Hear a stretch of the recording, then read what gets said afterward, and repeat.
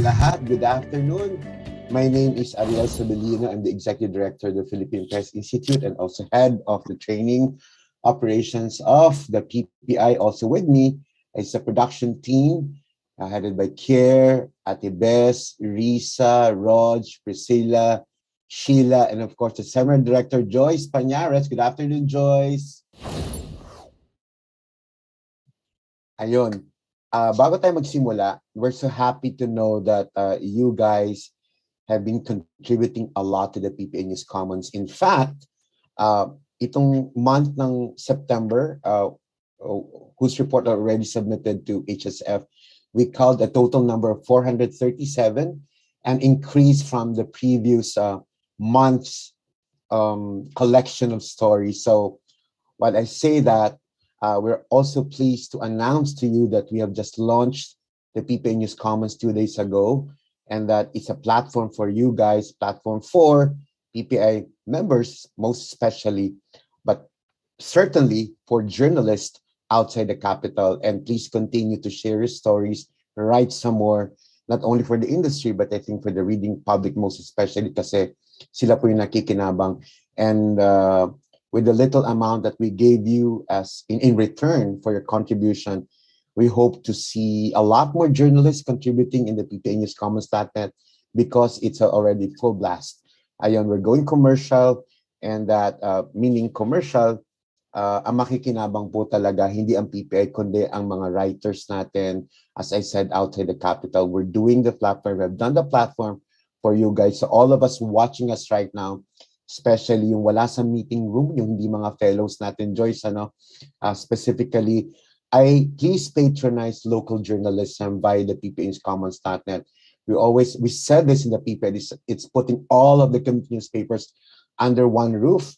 At hindi na kayo mag-iisa-isa pa. Pero ang incentive doon, the traffic goes to our PPA community newspapers, hindi sa PPA po. So when it comes to incentivization, tama ba, Joyce?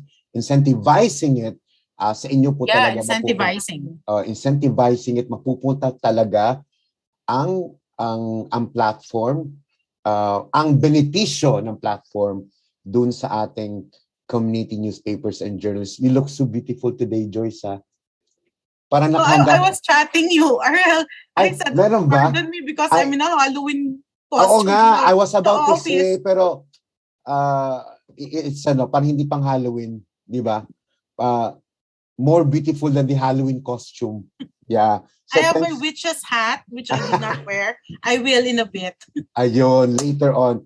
Ayun, nagpapasalamat kami for joining us today. I think we're all complete, and that for those watching us right now, we're happy to present to you our 10 fellows, monthly fellows. Iba yung fellows natin sa journalism program natin. Ito, pwedeng tawagin natin fellows, Joyce, kasi on a daily basis, they write. But syempre, meron tayong shortlist na tinatawag every month of 20. Pero itong 10 na to, ito yung silang consistent from a certain period of time.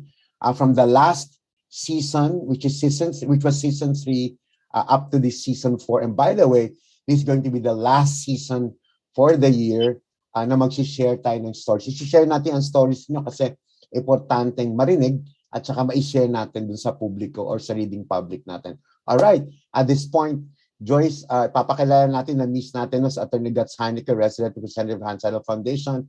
We missed him during the launch in the Community Press Awards, but we're so pleased that he is joining us today. Yeah, merong unfortunate incident na hindi niya talaga hawak, hindi niya control. Pero ito ngayon, joining us online. Please welcome Attorney Guts Heineke from HSF. Yes, thank you very much. Good afternoon, Ariel. Good afternoon, PPI. Dear journalists, good afternoon to all of you. Yes, my name is Götz Heineke. I'm the resident representative of the German Hans Seidel Foundation. The German Hans Seidel Foundation is an NGO. We are here in the Philippines for more than 40 years. It's our goal to build up democracy and good governance. And therefore, that's already a little bit the background for our collaboration with the PPI.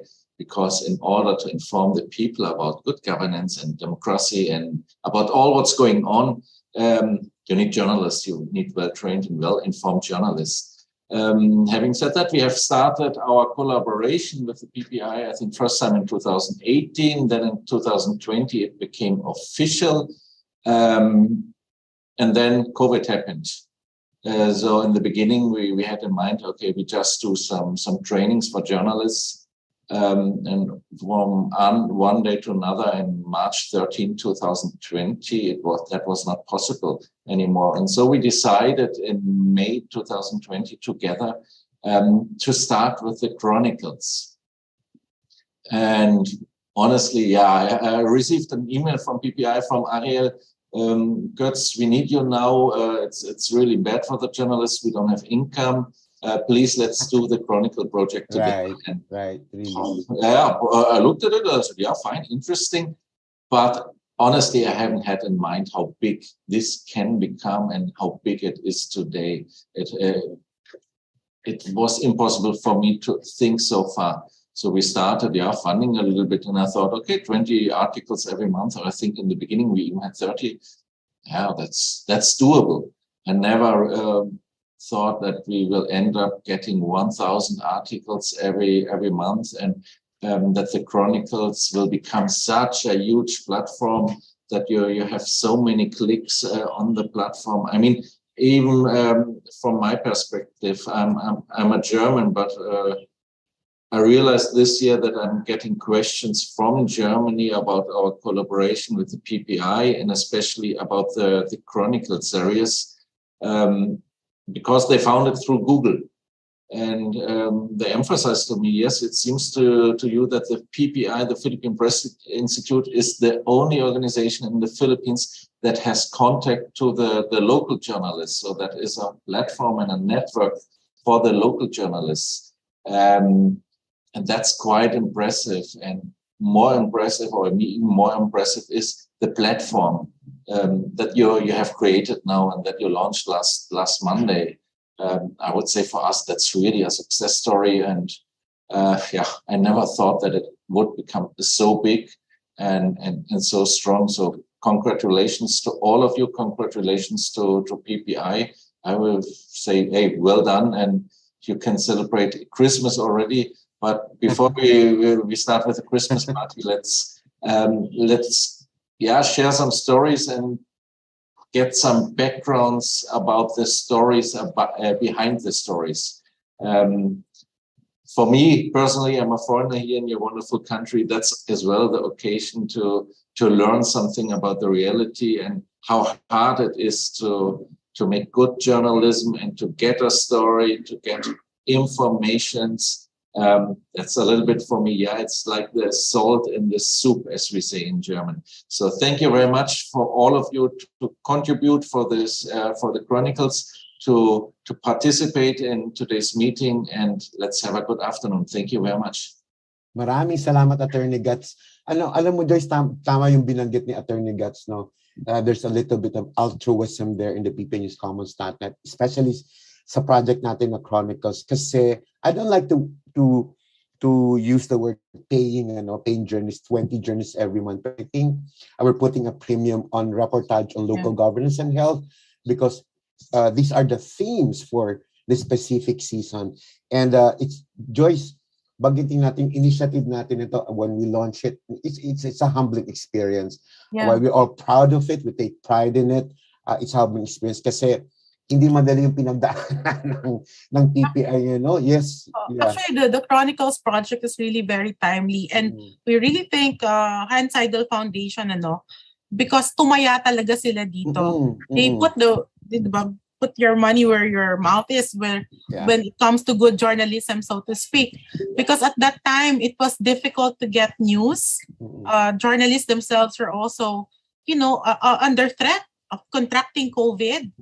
And newspapers, especially the community newspapers, a lot of them were downsizing. Some of them had to stop operations. Correct. And now, as things become a bit more normal, so to speak, itong Chronicles talaga provided a platform, not just to incentivize journalists, but also to provide communities with accurate, verified information. Correct. Which is very important at a time of a crisis like this. ambitious project natin siya, Joyce, Yes. kasi konektado siya sa digitalization program ng PPI, not putting, but having all, well now, Sarita's batch natin, having almost all of the PPI member newspapers digitalized, meaning functioning websites, tapos contributing to the PPI News Commons. As I said, giving it back to them when it comes to the readership, promoting readership for them, and also at the same time expanding our network at the same time, Joyce, locally and internationally.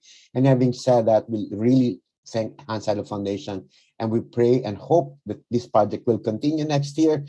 But it's also Attorney Gus, with your permission and your kind indulgence, it's also sad that Attorney Gus will be leaving as representative of Hans Idle Foundation, because he will be assigned in another country or continent, next year. But we're hoping that the next one will carry the same programs, or even add some more programs that we really find relevant for the industry and the public as well. Ayan, Joyce, bago ka mag-shoot tayo ng mga questions natin, papakilala natin muna sila, no?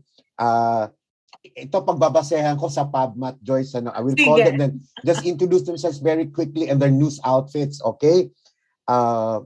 Yas Ocampo, welcome, Yas. Good afternoon. Everybody, please turn on your videos or cameras, please, so that you will be seen by the public. Okay, sige, Yas, continue, Yas, very quickly. Name and news outfit. Good afternoon, I'm Yas Ocampo from Minda News. Mike Lim Jr. from Tuguegarao. Yas is from Davao. Mike? Wala si Mike. Okay.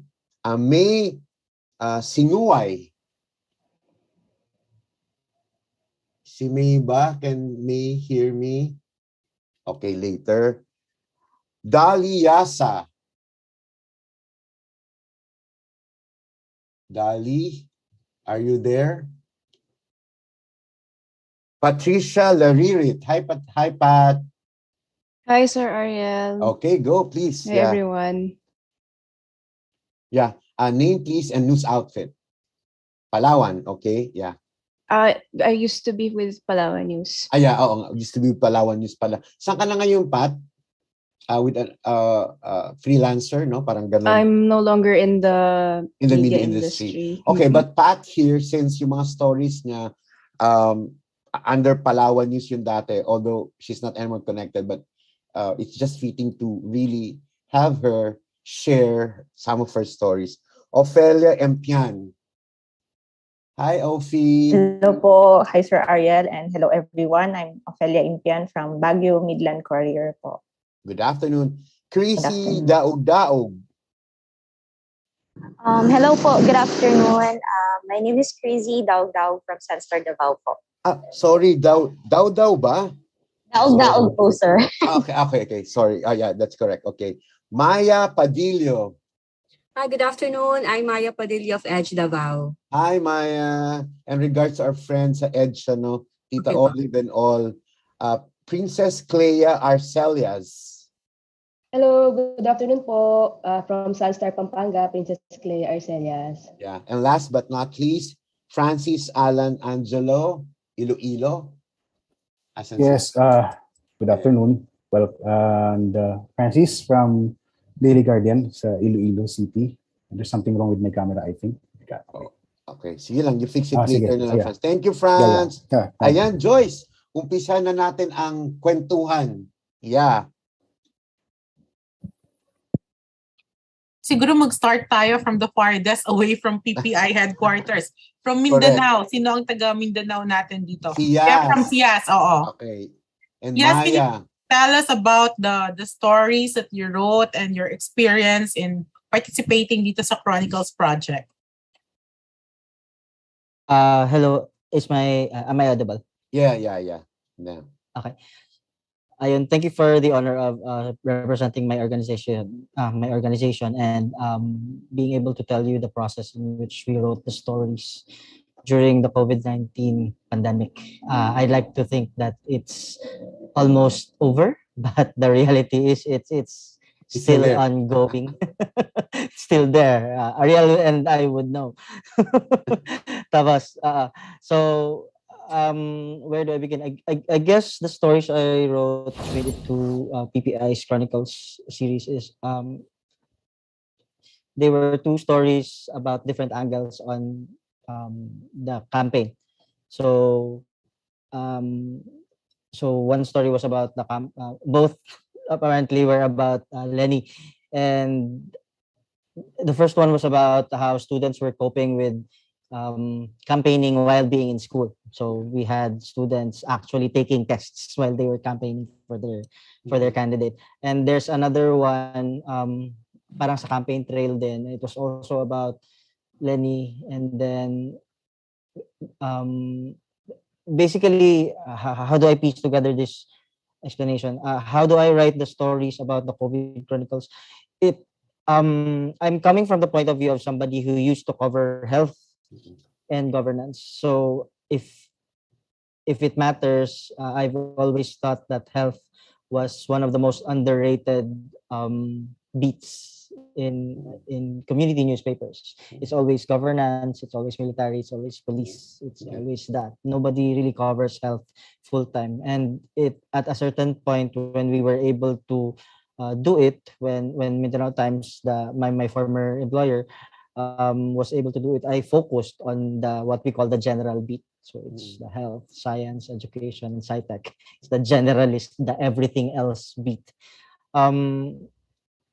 If there's anything I learned from this entire experience of the COVID-19 and as a journalist, I think we failed at a certain point before the pandemic when we forgot that health should be a priority. It's not just the everything else. There should be somebody focusing on health agencies. So you have DOH, you have City Health Office, you have the Provincial Health Office, you have the NGOs focusing on the welfare of, let's say, simple things like hand washing. We would know how much we have neglected throughout the years in the past 2 years because people died.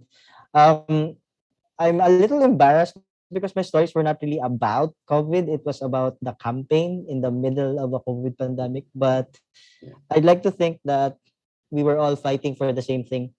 We were all we were all fighting for better conditions. So one of my sources, for example, is a graduate of UP Mindanao and UP Manila, their medicine program.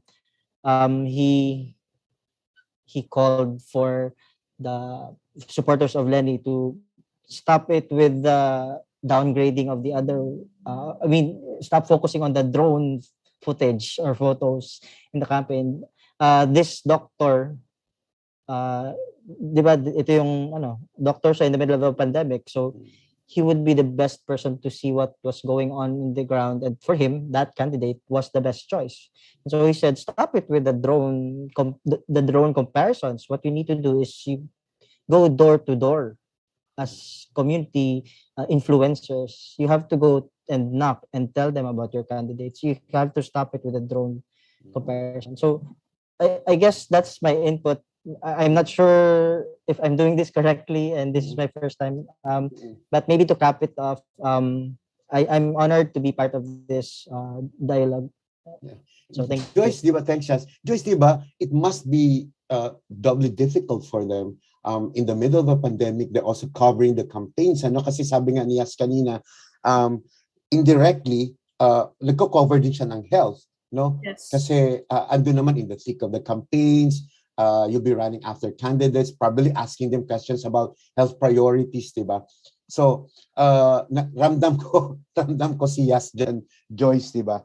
So, but Ariel, what I really like was what he pointed out na parang for the longest time, yung health is not really a priority coverage. Right. Not just for the community media, but even for national.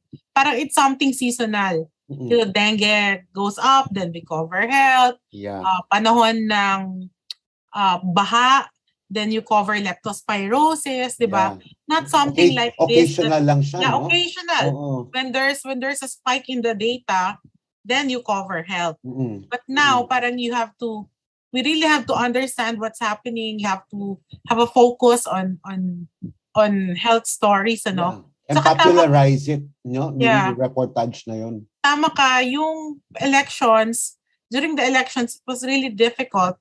Not just physically, because of the restrictions and the pandemic is still there, but also because of the misinformation and disinformation that, di ba sabi nga natin, disinformation goes up when there is an election and when there's a crisis. Correct. So it was really a double whammy for our journalists this year.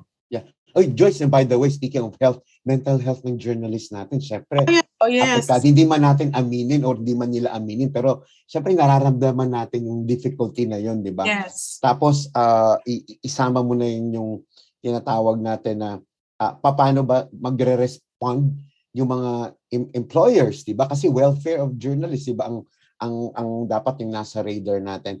Pero nga, good news, singit natin yung good news starting next year. Meron tayong health reporting workshops, di ba, Joyce? And also an additional awards category. Fingers crossed.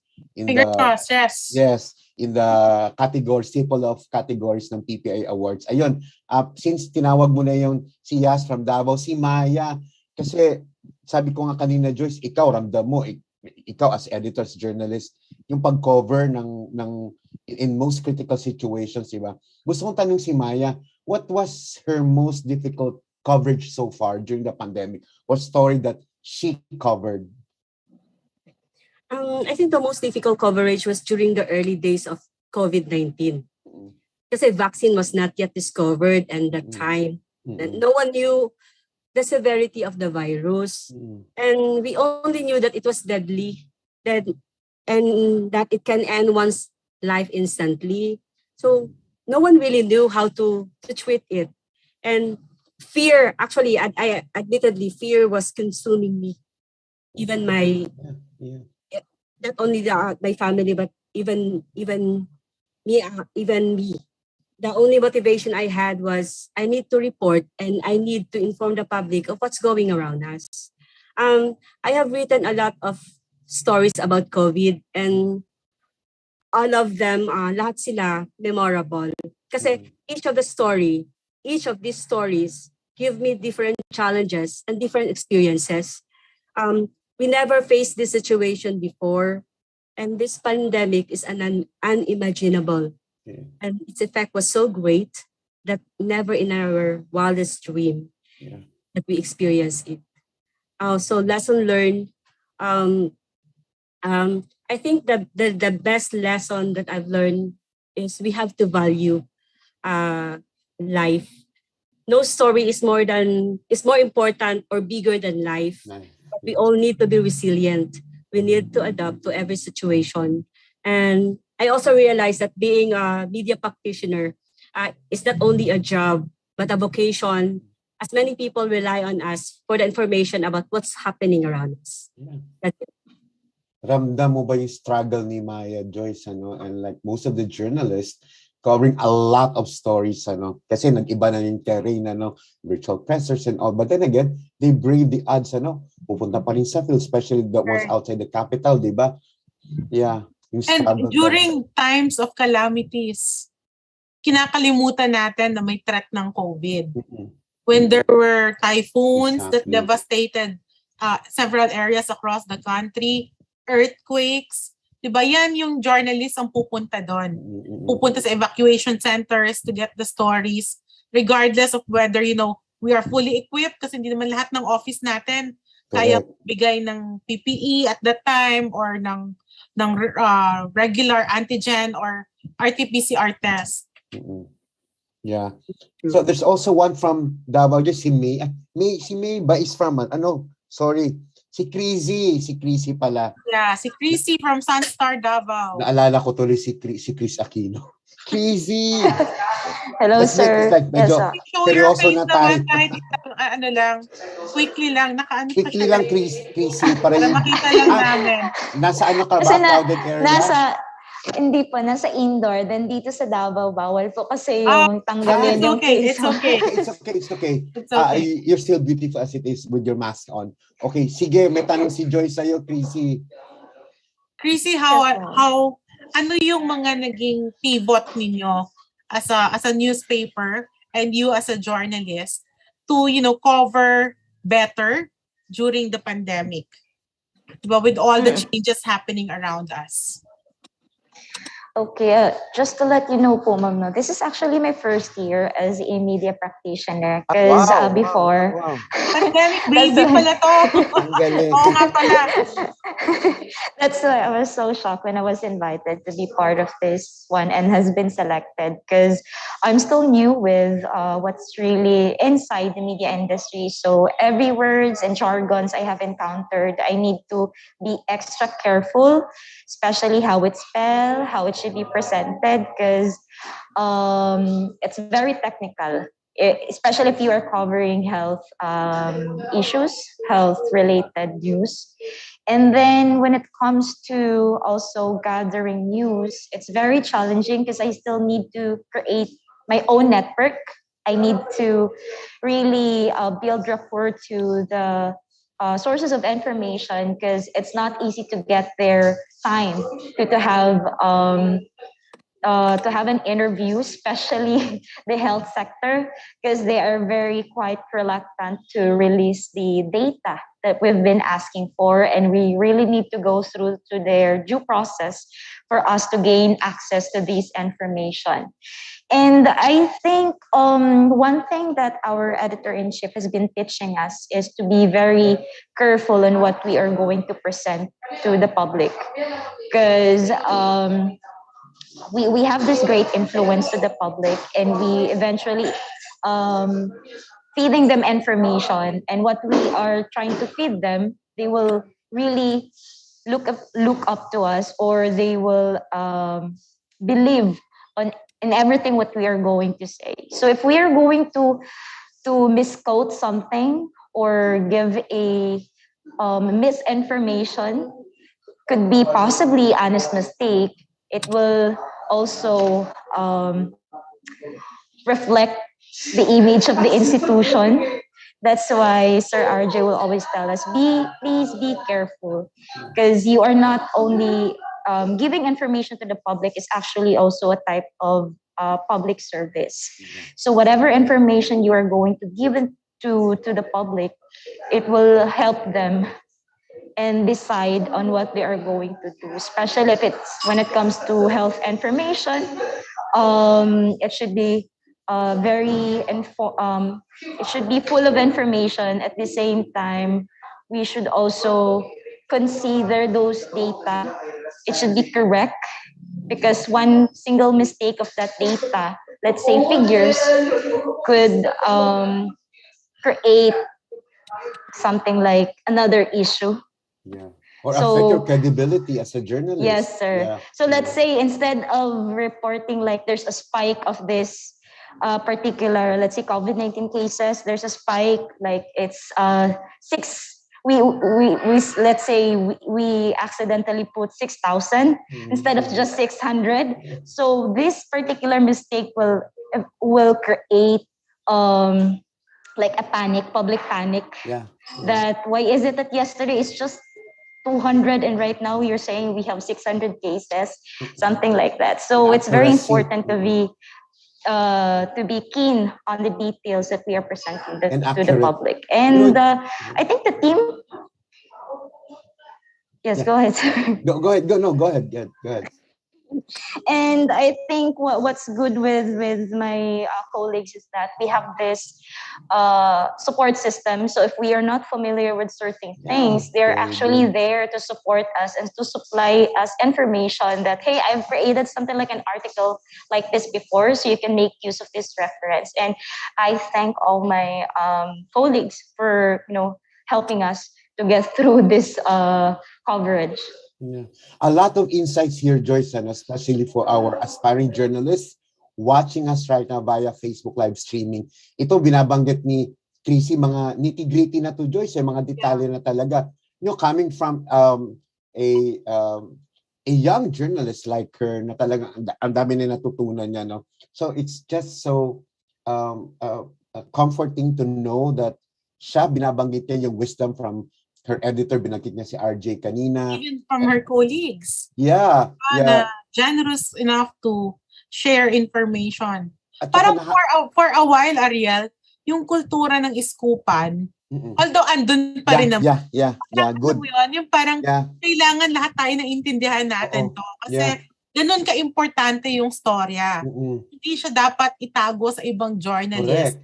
But kailangan mo siyang pagtulungan para maipaliwanag ninyo as precisely as possible, as easily to understand as possible yung story about COVID because everyone was panicking. Yeah. Maganda highlight na Joyce yung the importance of accuracy kasi at a very early age in her journalism career. Siyempre, isa sa mga principles naman yun, di ba? Siyempre, yung isang zero lang, yung mga ganun, mga detalye, ang 600, naging 6,000. So, yung the key, very keen on details, etc. So, yun yung mga detalye yung ganun. So, from Davao, let's move to Palawan, to Pat. And Pat, merong question sa'yo. Si Joyce. Si Pat, Joyce, ano talaga to, one of our prolific writers. Ang dami niyang kinakontribute sa News Commons. Suki natin yan. Sige, Pat. Hi, Pat. Pat, siguro, Hi, Sir Ariel. Ang tanong Miss Joyce. Medyo pagbubuhat ng bangko para sa Commons and sa Pro-COVID Chronicles. How has the platform helped you as a journalist? And has it also, hopefully, ideally, helped the community in terms of getting correct information? Thank you for that, Miss Joyce. For me, as a journalist, it was a big help because I was also like Miss Chrissy, maybe last 2 years ago when I joined Palawan News. I was very new to the industry and I wasn't really set to become a news writer because I first wanted to break into the travel industry writing. So basically, I just wanted to join an outlet for the credibility and for the training. And PPI was a big contributor to that, especially for the COVID Chronicles and then the fellowship which happened last year. And but I really can't say for the community about the impact because I haven't been able to. I already left PN in May, so it's been a while, and I haven't really been in contact with my former colleagues. So I can't say how much of an impact the Commons has in the readership, but it's been a big help to my former PN colleagues. We're always grateful, especially now. And I'm still hoping that that my colleagues in PN will still have plenty of collaborations and plenty of contributions to the PPI News Commons. Thank you, Patricia. Thanks, Pat. So let's go to Joyce. Pampanga. Yeah, Pampanga, si Princess. Yeah. Hi, Princess. Hello po, good afternoon. Oo, Princess. Si Clea na lang pala. Yes po, si Clea. Clea po ang nickname. Alam mo ba, Clea, ikaw yung last na hinanap ko para mapasama dun sa group chat. Sabi ko, Joyce, saan ko hanap ito? Kinontak ko lahat ng friends ko sa Sunstar Pampanga, sila Minerva, sila Ashley. Ayun, nakita din kita. Thank you for joining us today. Meron tanong sa'yo si Joyce. Sunstar Pampanga ba si Clea? Ay, congratulations. Yan yung sasabihin ko eh. Nga po. Thank you so much po. Yes, edited committee. Congratulations. Paper. Yeah, congratulations. Thank you po. Thank you. Ably received by Sunstar Cebu. Oo. Wala po kaming representative. Oo nga, nangulit nga din ako. Sabi ko, ano ba yan, editor-in-chief? Hindi ko lang pwedeng masabi, Joyce, na pumunta na kayo kasi nanalo kayo. Siyempre, hindi pwede kasi mabubuking na. Pero ano daw, meron nga sanang pupunta yung editor-in-chief pero last minute yata he had to attend to a ang tawag nito, health emergency sa family. So, yes po. Ayusin ninyo yung taga Cebu kasi pagod na pagod siya kakakit. Para kapag beses siyang bumalik. Correct. So, Clea, curious lang ako, can you tell us about the story or stories that you contributed? And siguro as a journalist, how did you cope in terms of mental wellness during this pandemic? I believe nakatatlo po ako na stories yata na that was recognized by PPI. The first two were yung exposure of yung leading cause of exposure, a leading cause of COVID infection po dito sa San Fernando area, yung capital city ng Pampanga. And the other one was yung innovative style ng isang candidate in campaigning. And well, yung the last one po is very interesting for me at least because this was the first time that the candidates campaigned during and in the midst of a pandemic, and we were really looking for yung mga interesting stories that were not usual, that were only done because there was a pandemic. And yun pong paggamit ng helicopter ni candidate to minimize yung interaction with yung mga constituents is very innovative at least. He thought and naman expensive. Expensive. Oh, quite expensive actually. Quite expensive, yes po.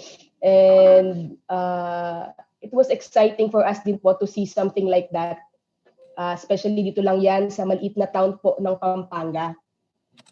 And in terms of mental wellness naman po, during the first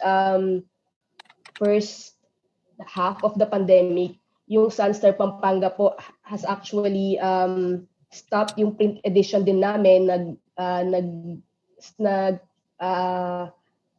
Nag-focus na kami sa online, and during that time din po parang very slow ng mga stories. Usually ulit-ulit lang siya, yung mga infections, yung mga new infections and the vaccine. So somehow medyo naka-affect po yung dami ng stories. Kasi we had to comply with 2 stories per day. Yeah. So, hanap po ng stories. Medyo very thankful naman na some local government had yung mga different projects po para rin ma-ease yung situation ng kanilang mga constituents, which for us naman po sa Sunstar Pampanga became newsworthy. Yeah. Babanggitin ko lang, Joyce, kasi napansin natin sa PPI, yung mga stories talaga from Pampanga, no, hindi lang from Sunstar Pampanga, mostly increase ng cases. Itong particular stories ni ni Clea, ito yung nakakuha ng pansin natin kasi iba siya dun sa usual fare. So sabi namin, ano ba yan? Puro, di ba? Yes, di ba? Alam naman natin yung, Joyce, di ba? Alam naman natin, importante talaga yung case na decrease, increase, and all. Itong mga stories niya, a new face nung kabuuan ng storya na hinahanap natin on health at saka local governance. So, naiano niya, okay, thank you din naman sa Sunstar Pampanga kasi otherwise, kung hindi naman siya inassign ng editor niya talaga to cover yung mga stories na gano'n, hindi niya magagawa yun. So there goes the support talaga ng Sunstar Pampanga. And maraming salamat sa mga storya mo, Clea, kasi naiba siya sa mga story na minomonitor namin sa PPI talaga. Ayun. Actually, for a while talaga, Ariel, yung mga reporters na naka-assign sa COVID coverage, talaga day in, day out, templated na nga halos yung story. Correct. Ilan yung daily ngayon, ilan ang active cases, death toll climbed up to ganyan, how many recovered, etc., etc. Tapos sometimes nagmimilagro pa, di ba? Yung patay kahapon, buhay pala. O yung recovered kahapon, patay pala the next day. Yeah. Until journalists would take a step back and look at the data and say, there's a bigger story than just reporting the numbers. At yun yung importante, yung context nung stories na yun. Joyce, mabuti binanggit po yung data, no? Ako na lang magtatanong sa iyo din kasi ikaw, editor, journalist, nag-cover ka, you also monitor all these stories sa mga dyaryo, mga kasama natin. Do you think na data-driven yung journalism natin itong pandemic na to? Kasi you talked about cases and numbers and statistics, di ba? No. Yes, you're correct. As well. You're correct. In a way, it is data-driven. But the problem was we were heavily reliant on DOH data. Yeah. So wala talagang fact-checking. Walang, what do you call this? Walang pag-double check ng data because we didn't go out of our way to come up with our own tracker. So parang araw-araw, ang binabasihan lang natin kung anong nilalabas na datos. Official sources, no? Oo. So there was really heavy reliance on official sources. Kaya nga, di ba naalala nyo, nung naglabas ng statement yung Popcom, nasabi nila na yung number of people who died in 2020 was more than double the one that was declared by COVID. Yeah. Tapos parang we were all asking, anong nangyari? Ang source natin, official data ng DOH. Ang Popcom, official data din. Paano mo pagbabanggain ngayon yung parehas na datos? Oo. Good that you mentioned before we go to up north, Baguio, binanggit mo yung tracker kanina, Joyce. Ewan ko lang kung nakikinig o nanonood sa atin yung mga friends natin sa Batangas and specifically John. Remember, sa season 3 or 2 ng sharing, binanggit niya na probably, hindi ko alam kung sila lang yun pero shinare niya na ang challenge sa kanila for Balikas talaga is to have their own tracker, which they actually did. Sila Jonal, di ba? Yung matagal. Kasi syempre ang Balikas is weekly, di ba? Just imagine yung challenge sa kanila na something fresh to give the public. Tapos yung updating on a daily basis, kailangan mo talaga ma-update. Pero sila weekly. Pero I think that also gave them time to, at least in 1 week, Pero kudos talaga to Balikas. They really go to the hospital. Right. They go to the regional health office. Para makuha talaga nila, tapos binabangga nila Correct. Kasi ang ginawa nila, just to share sa ating mga PPM member, ang ginawa nila, although it was really tedious for Balikas in Batangas, meron silang sariling independent tracking, monitoring, and then you got from health and then other sources as well. So just imagine, pero that's a weekly paper kasi. Pero really, hard work during the pandemic in covering local governments and health during the pandemic. Joyce, let's go up north to Ophelia. Hi, Ophi. Baguio. Hello. Meron Hi, Sir Ariel and Ma'am Joyce. Hello, ang ganda ng background. Coffee ka. Oo nga. Ano ba yung green screen o totoong background yan? Kasi kung totoong background yan, maingit ako. Totoo po, pero sa hotel. Nasa hotel kasi ako ngayon. Staycation siya, staycation. Staycation naman pala. Yeah, thanks for joining us, Ophi. Yeah. Sige, Joyce. Yes po. Ophi, parang ang norte is particularly uniquely situated. Kasi may COVID, tapos ang daming series ng parang mga calamities. Earthquakes, a lot of storms, a lot of landslides, mga ganun. Landslides, diba? How did you cope going about these stories? Yun po siguro sa amin dito tama po kayo dito sa norte, ang daming, parang dito yata lahat after the COVID, lahat na ng mga calamities mostly sa north nangyari. Siguro po ang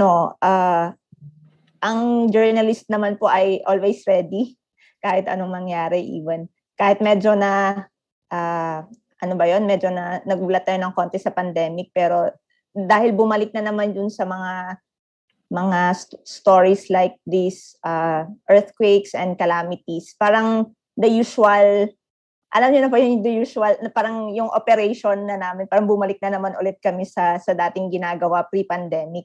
So I think the journalist here on dito sa Norte po, we got on track. Meron po yata yung hindi ko matandaan kung sino yung nagsabi na medyo mabilis din po yung pag-flow ng information during the earthquake from the north. Yeah. So kasi owing it also to our journalists who are, yun nga po, we have always been ready naman during calamities, nauuna sa data. Siguro nakatulong din po yung etong technology para makakuha kaagad ng information. Ang bilis ng pasok ng information. Actually po yung mga nangyaring, yung mga nahulog na bahay. Kung alam niyo po yung dito sa, malapit po kasi sa amin yon sa La Trinidad, sa may strawberry farm. Yung bahay na nahulog na freshly constructed lang na house. So nahulog, tas namatay yung isang worker. May nailan sa ilalim, di ba? May naipit. Yes po. Naipit po siya. Hindi, yung ibang mga kasama niya nakatalon, pero siya po yung nasa loob po kasi. Oo, naiwan sa loob. Yes po. So unfortunately, may isang namatay. Ang nag-break po nun ay taga doon, resident, na nag-picture. So yun po, dahil doon sa na-post sa Facebook, yung mga kasama, nakita nila. So yun po, na napuntahan, na cover nila. So yun po siguro, I think we owe it to yung bilis ng information using the technology. And then syempre po, using Facebook, dahil na-establish na yung some contacts na rin po sa mga PDRRMO during the pandemic, sa ABRA, kunyari sa ABRA. Kasi mostly naman po ng mga national journalists natin ay Baguio-based. Although meron din naman sa mga provinces. Pero dahil isang tawag lang, dahil na-establish na yung contacts during the pandemic, ay mas mabilis na lang po yung pasok ng information during these calamities, yung recent calamities po. Alam mo, Joyce, it's also noteworthy to tell, just like Clea kasi, nung winonitor natin yung mga stories coming from Baguio, sa kanya, she stepped back from the, binagit mo kanya daily grind of monitoring numbers, etc. And then she went to the outskirts ng Baguio to cover exactly yung binanggit niya. I remember in the last season, you also shared about that particular story dun sa La Trinidad, with the farmers, di ba? Tapos meron pa yung sa tourism, kasi I remember yung mga stories ng Baguio sa mga kasamahan natin doon during the pandemic, yung medyo nag-normalize na. Kasi everybody was raring to have the tourism back, di ba? At syempre, ang Baguio naman talaga, one of the tourism capitals in the Philippines. So, yun, si Ophelia also consider that yung, hindi naman veer away totally, pero kinonect niya yung ibang storya na may kinalaman din dun sa pandemic, dun sa health, etc. Yun. So maraming salamat sa storya mo, of Ophi, Yeah. Ayan po. I just would like to take this opportunity din po to thank Hans Seidel Foundation, and also PPI, of course, na you recognize our stories, especially yung unang email nyo. Ay, may ganun. I didn't know that you have a program like this, and it was quite really, it's a good thing po para sa amin kasi yun nga po, syempre medyo stress tayong lahat, tapos biglang meron itong ganitong program ninyo. So, thank you very much for having me. Welcome talaga. Ang nakikinabang yan, yung publiko talaga na nangailangan ng impormasyon, away from the capital, yung mga stories na, syempre, andyan naman talaga na yung mga the big paper, etc. But syempre, sinasabi natin lagi, Joyce, binanggit mo the pivot, to really recalibrate the work, to focus on community reports, the reason why the existence of the PPA News Commons.net. From Baguio, Joyce, let's go to Visayas. All right. Sa Visayas naman, Joyce, we have May, Dolly, and Francis. Bahala ka na kung sino mauna sa kanila, May, Dolly, or Francis. Ladies first. Unahin ko siguro si Francis kasi sige. iba yung position niya as an editor. Correct. Ano ba? How did you deal with the pandemic, and ano yung mga changes na nakita mo? And how did the newsroom respond? Actually, as early as January, when things started to, parang nag-pick up na yung issue about COVID. Actually, I just came back from Hong Kong before the entire thing actually exploded. So I thought baka nagdala na ako. But anyway, I'm glad I'm not patient zero sa Pilipinas. But patient zero. Yeah, I actually fell ill when I came back from Hong Kong in January 2020.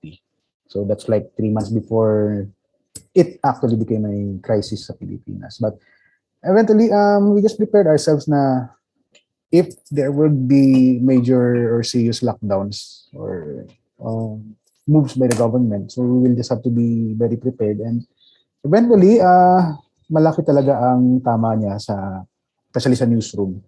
We had to stop printing for months. Basically, we were in a zero revenue state, but we just kept operating, particularly sa editorial side, because we felt that it was something that we must do to keep the flow of information going, not just on plain reporting, but on how to make sense of it all.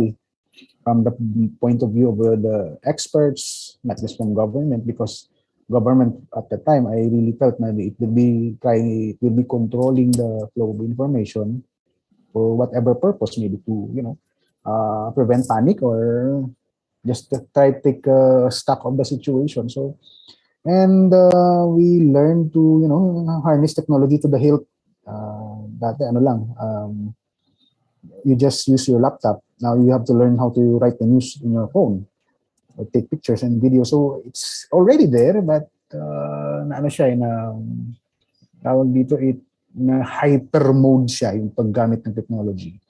Of course, if not for the pandemic, hindi ko alam may Zoom pala. Dati FaceTime lang sa mga iPhones or iOS devices. So yun. And basically we have to relearn everything. I like that term, Francis, na relearning. Yeah. We have to relearn everything. We have to relearn how we do things.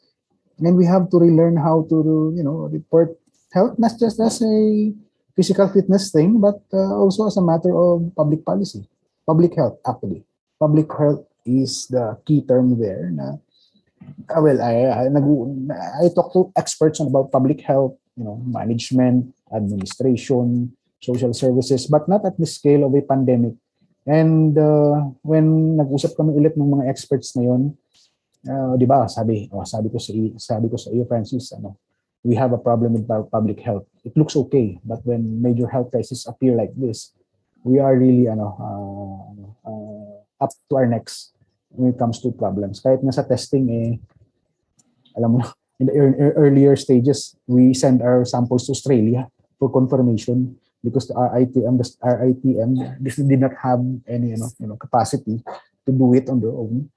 So, but the good side is that Filipinos somehow, although I hate romanticizing the word resilience, kasi parang taon-taon na lang mag-i-enjoy tayo sa baha, then celebrate the resilience thing. But siguro, through our own initiative, we were able to put up our laboratories, and that was one of the focus of our reporting na rin na what are we doing with the problems. Apart from reporting the numbers, what are we doing on the ground, particularly the private sector or the public sector in capacitating our regional laboratories. So yun po. So basically it's a once in a lifetime thing, and I do not wish other future journalists to experience this, but it's better to be prepared, I think. Saka Francis, parang di ba, there's now a recognition that we have to understand actually how the health budget is spent. Saan ba talaga napupunta? Kasi because now it becomes very important down to the last centavo that we understand where they're spending it, because people need it. People are dying, and then you suddenly have this infrastructure that does not do anything, or white elephant project, di ba? So parang ngayon, mas naging mapagmatyag. Ito yung inaano namin ni Ariel when we did our last training, Ariel, right? On accountability. So parang nakakatuwa kasi ngayon talaga journalists are really focusing on, okay, so we have a pandemic, we just had an elections. Now what? The next step is to hold people accountable.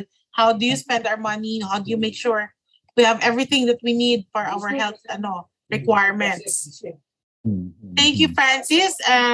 Who's the other one from Visayas? May. Si May. May is here? Yeah. May, are you there? Ay, si May ba yun? Si May, o si Dali. Dali? I think not yet here. Oo. Wala si... Hindi pa yata natawag. Si Yvonne. Yvonne is from where? Yvonne is actually, Yvonne is a tawag nito, ang tawag nito, a viewer, a participant, not a contributor. Oo.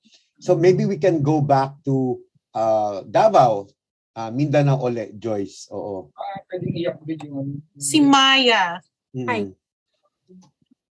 Maya, kumusta? Because Davao was, I think, there was a lot of focus also on Davao, because parang 2/3 of the period during the pandemic was under the Duterte administration, and of course, people would expect that Davao will be able to become a model, diba? Because the president is from there.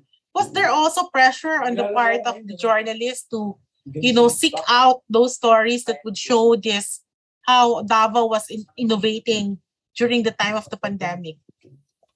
Yes, actually, yung lahat ng aming mga information, we just rely on kay then Mayor Sara Duterte. Kasi sa kanya nagre-report yung mga health experts eh. So siya nang nagbibigay ng information. Ang mahirap lang kasi if may source kami na gustong balikan kasi maikaklaro na information, hindi agad namin makontak. Hindi namin sila pwede puntahan eh, lalo na yung mga health experts kasi bawal pupuntahan yun. Medyo yan yung challenging na kung ite-text mo naman, hindi naman nagre-reply agad. Yun yung isa sa mga challenges na. Pero mostly yung information namin kay then Mayor Sara namin nakukuha. Maybe you or Yas can also add to it, how did community journalists ensure that marginalized voices are still represented in our stories at a time when we, as you acknowledge, rely heavily on official sources because it's the pandemic and it's difficult to go out. Yeah. Diba? Yung mga health workers madali eh, doctors madali, pero yung on the ground, yung patients mismo or other NGOs, paano yun? Sa akin, nag-relate talaga sa mga health expert kasi sila rin yung allowed na magsasalita, na magbibigay. Kasi critical ito na issue. Kaya konting mali na information, apektado na lahat. So, yun, sa health experts talaga kami na kumukuha ng info, even yung sa mga patients. Yes?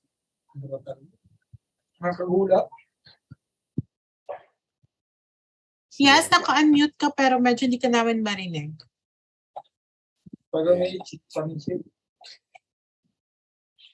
Ano daw? Okay. Baka hindi nahirapan. Maybe other participants would like to add to that. Paano natin nasisigurado na we get other voices in the mix? Na hindi puro official sources lang? Yeah. Patricia or Oo. or Chrissy can answer. Yes po.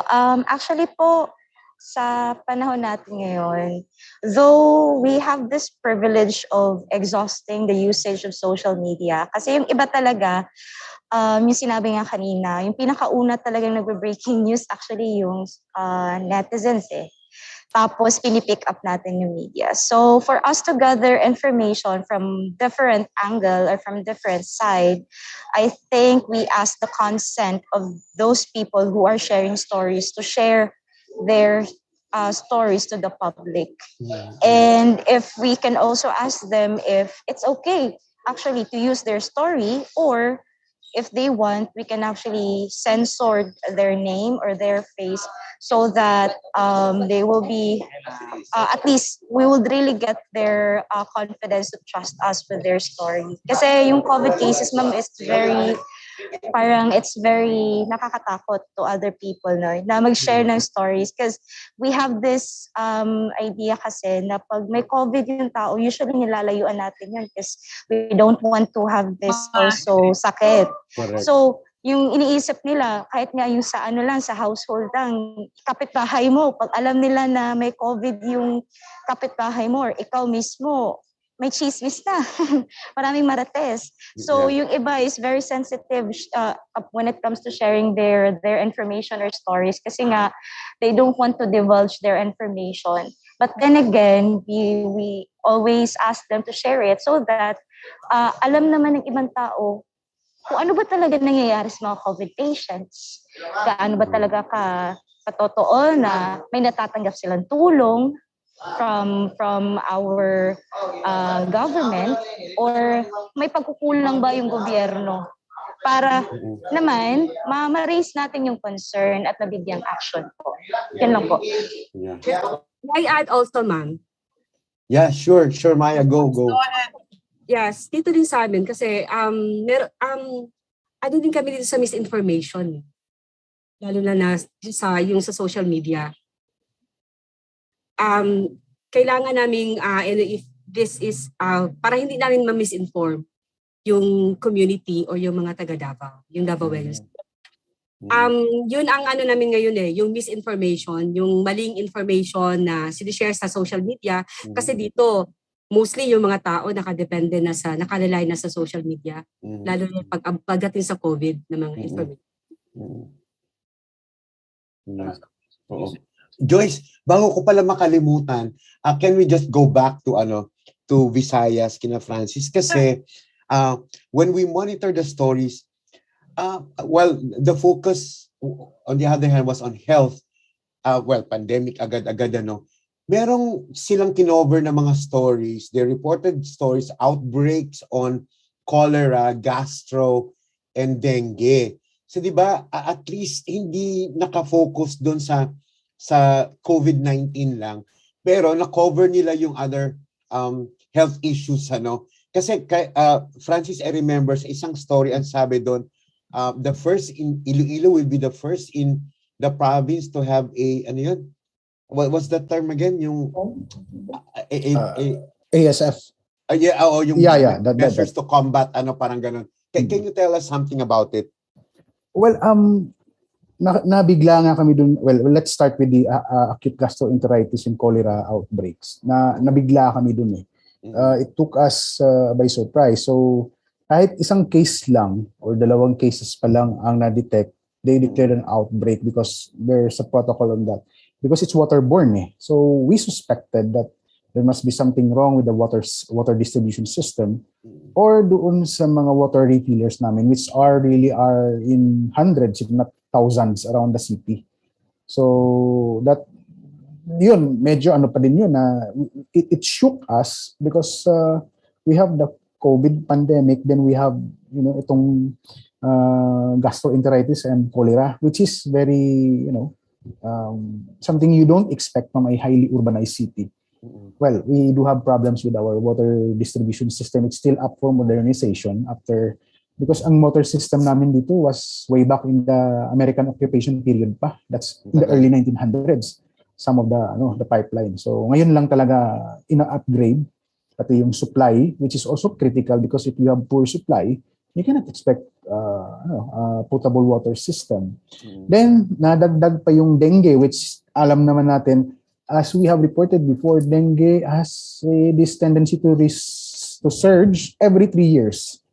And it so happened, I think last year or this year, nagti 3-year cycle na. So the local governments were on their toes to prevent any major outbreaks because naranasan na rin namin yan na parang COVID rin na yung mga pasyente ng dengue were actually in the alleyways of the hospital. Some are even outside the hospitals themselves, dengue patients needing management or even blood transfusion. So it was quite a sight like 3 years ago before the pandemic. So yun ang talagang pinaghandaan din ng local government units then lately, this is more on the agriculture side, yung African swine fever. Nalusutan kami despite the very tight border control daw. So it's right now, there are 2 towns in Iloilo province, magkatabi na ngayon yun, and very near to the city that were already tagged as red areas for African swine fever. Ang bilis bilis kumalat nitong virus na to, and we actually depopulated or parang mass killing na yung mga ibang baboy in several in these 2 towns.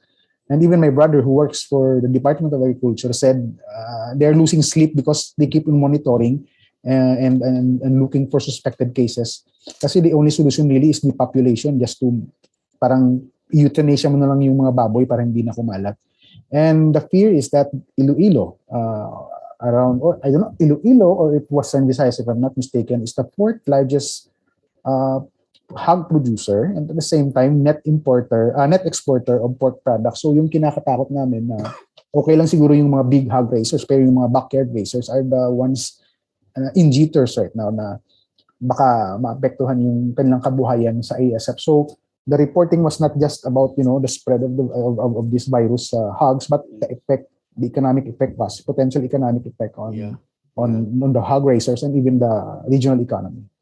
Kasi there's a piece of good news there. Iloilo province sets measures to prevent gastro-cholera outbreak, right? Yeah. Oo. Ano yung mga measures na yun? So number one, they had to crack down on water refillers because the suspected sources of these diseases or infections, yung mga water refillers na walang permit, hindi dumadaan sa regular inspection or random inspection ng local government units, and then yung mga deep wells, yung mga open wells. Several wells have been condemned, meaning talagang hindi na pinapagamit sa public, and some of these are in the slum areas, so yung mga maraming informal settlers, because if they do have access to pipelines sa water distribution, the supply is not that there's not hindi siya desirable, the pressure and the quality, kasi nga underworks pa rin yung water system. So makikita mo yung most of the cases are in the areas of informal settlers. Merong sa mga gated communities, but we believe these are more from the water refillers ang source nila. Pero yung sa mga slum areas, talagang I think sa open water wells dun. So it highlights the need for the local government and the water distributor, which is run by a private company, to speed up with the improvement of the water system. And in fairness naman sa water distributor, they have been helping in providing vaccines. May vaccines pala itong cholera tsaka yung AGE, especially for the kids and the senior citizens.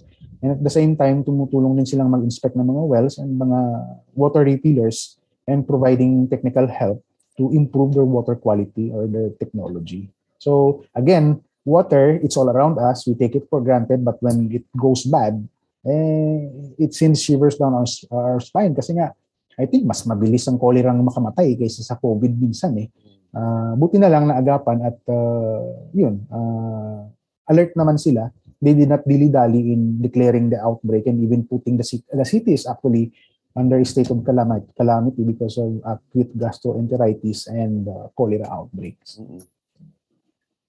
Alam mo, Ariel, what I wanted to add lang siguro, there's anything that we saw that this pandemic caused, yung other diseases, parang yung iba napabayaan. Halimbawa, vaccination, primary vaccination for kids. Ang focus was vaccination sa COVID. So even UNESCO, UN was saying na you have to catch up kasi yung primary vaccines for kids napaka-importante. Mga preventable diseases na dapat pwede ma-prevent ng bakuna, but because it was nakakatakot pumunta sa ospital, yung parents are fearful because the kids are not yet vaccinated against COVID, tapos dadalhin mo dun sa area to be vaccinated for other diseases. Primary, oo. Tapos nung time na punong-puno yung hospitals natin, yung ibang diseases na hindi COVID, yun ang hindi natin namarkahan talaga na yung mga namatay because of simple dengue or namatay dahil of diseases that would have been otherwise could have been treated kung meron lang facility. It really highlighted yung kakulangan ng health facilities din natin. Yun talaga naramdaman natin yung clamor din, Joyce, during the pandemic. Diba, Ariel, kung nung time na yon yung first 3 months, nakagat ka ng aso mo, I don't think pupunta kang ospital.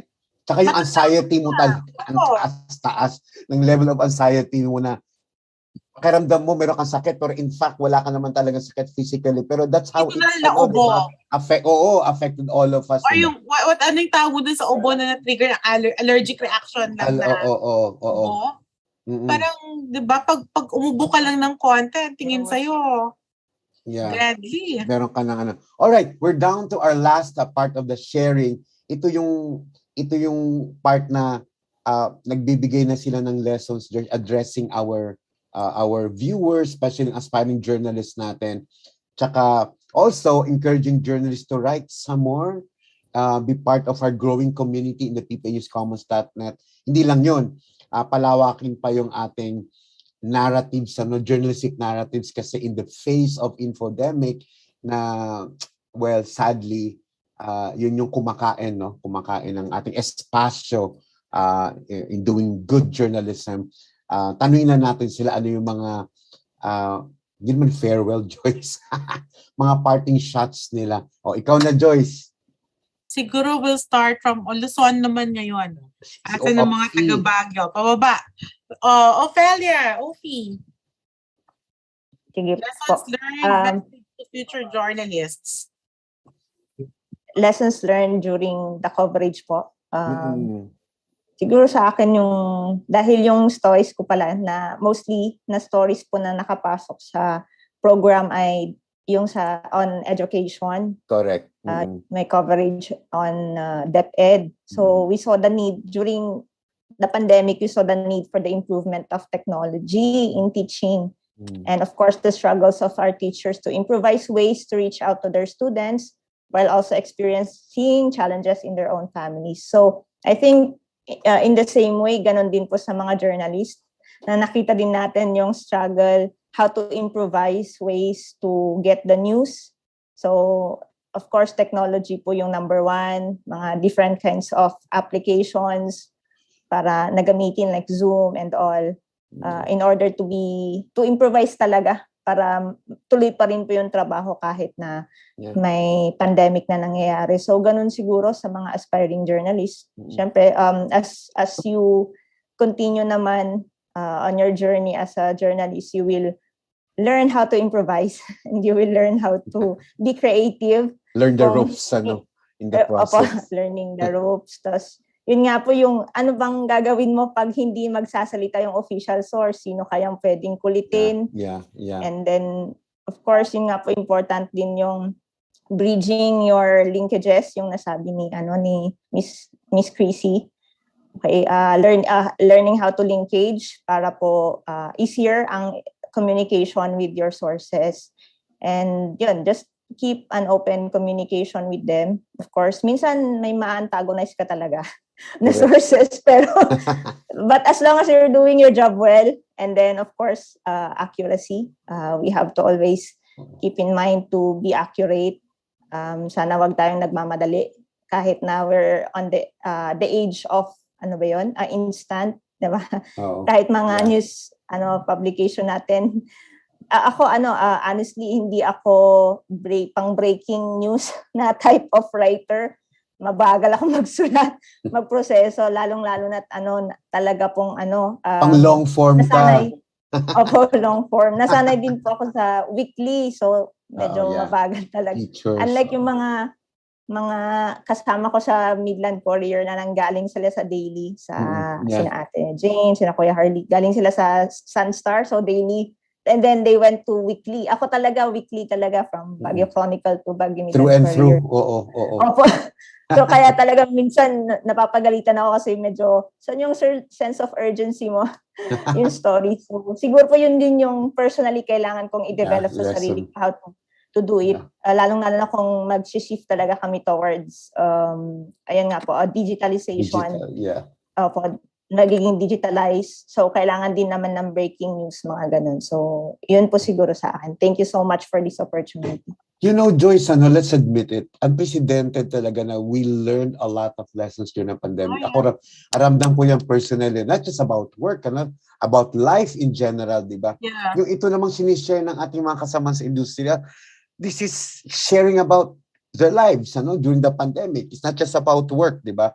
So, a lot of learnings there. And moving on, siguro Joyce, alam ko binanggit ko to dati na probably we're having those instruments and tools already na if ever, knock on wood, a crisis comes in the future and all, kung ano man yung challenge, alam na natin kung paano rumusponde kasi binigyan lang tayo ng napakalaking challenge for 3 years, di ba? 3 years in the running, So, ayun. Yeah. So from one young person, binanggit ni Ophie kanina na, 'di ba? Young and all. Si Clea pala, Joy. So from Pampanga again. Clea. Hello po. Siguro ang sa akin lang sa ating mga future journalists is do not be afraid. Lalo na ngayon na may threat sa media, sa journalist. Yung purpose naman talaga natin is to inform and to be of service to others. And at the same time, syempre, dahil nga nasa na tayo information, sa technology, importante pa rin yung fact-checking. Lalo na ngayon na ang sabi nga kanina, yung breaking news, minsan pabilisan kasi hindi na ako minsan nakakapag-double check sa mga sources. Pero yun pa rin ang pinaka-importante para tayo pa rin ang maging reliable source of information. Yun lang po. Agree. So, correct, Thea. Yeah. Sino pa ang ating tatawagin, Joyce, for his From and her Luzon, I think we will now move to Visayas. Ayan, sige. Francis. Parang si Francis na yata ang last, no? Oh. Or si Pat. Meron pa pala si Pat. Oo. Siguro, if there's something that we relearn from this experience is that, you have to go back to the experts and relink with them. Not necessarily to bombard us with all the jargons and scientific terms, but to nuancing ba understanding things. But context. But we should not lose sight of the voice of the ordinary people. We even had a story on yung mga taong kalye at the height of the lockdowns. Kumusta sila? At di sila nagkakasakit or we just don't know. But that was an interesting story. Mga taong grasa, yung the usual guys na namamalimos sa daan. Kung kumusta sila. Sad story but very interesting angles. Then of course, yung mga barangay health frontliners natin. At saka yung mga frontliners natin sa mga ospital. Importante din yung kwento nila. At what Joseph Marsan did in one of his fellowship projects. And of course, siguro sa mga stories natin, sa ganitong mga pagkakataon, it always pay to heed the voices of the ordinary people, not just the experts and those in power, because sometimes the reality on the ground is something else than what is being painted in the more formal channels and setting. So, and of course, I actually encourage, I think this is a time for specialization journalism to take even more, a more prominent role in our work. Sometimes we are being blamed for taking things out of context, but I think we should invite more medical practitioners, more lawyers, more engineers to write about their work, explain everything, para naiintindihan din naman natin yung mundo natin na hindi lang tayo ang nagsusulat at nagkakwentuhan, but we involve the community as well. So, yun lang po. Yeah. Wow, well said. Oh. Last but not least, Joyce, si Pat. Oo. Ay, meron lang. Nandiyan pa ba si Pat? Yes, she's still there. Oo. Narinig ba tayo ni Pat? Kasi umalis na siya ng Palawan News, Joyce. Tatanong ko lang kung journalism pa rin siya, no? Oo. Hi, Pat. Hi, Oo. Sir Ariel. Oo. May nalang yating signal. Hindi na po. Hindi na. Oo. That's okay. Oo, that's okay. Oo. Iba na yung work mo ngayon. Ay, okay na po. Yeah, sure. Go, Pat. Sige. Sorry kasi pangit ng internet ngayon sa message lang to nakita ko may mga kasamahan ko dati. And yung role ng journalists is is more important than ever ngayon, especially in the fight against disinformation. Hindi na uubra in my opinion, yung mga traditional na mga methods natin. Kailangan talaga na mag-level up tayo as journalists and also yung mga newsrooms ng mga ways to deliver the truth to the people. And yun po, I'm glad talaga that PPI is going strong. And I really hope that small presses will still thrive even under this new administration. Yeah. Well said in closing. Pat, sorry Ariel, just one last question. Yeah, sure. Pat, because you're now wearing a different hat. Mm-mm. From a news producer now to a news consumer.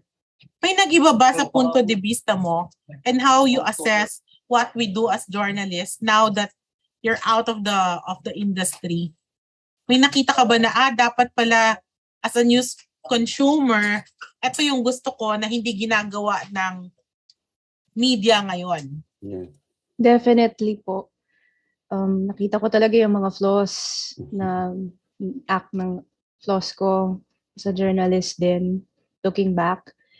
And yung not only yung local na newscape, yung mga dati kong mga kasama din sa industry, that's a national din.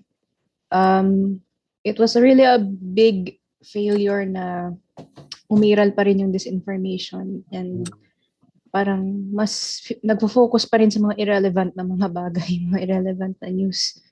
Pero hindi rin kasi natin masisisi because the people will still choose what kind of stories they want to consume.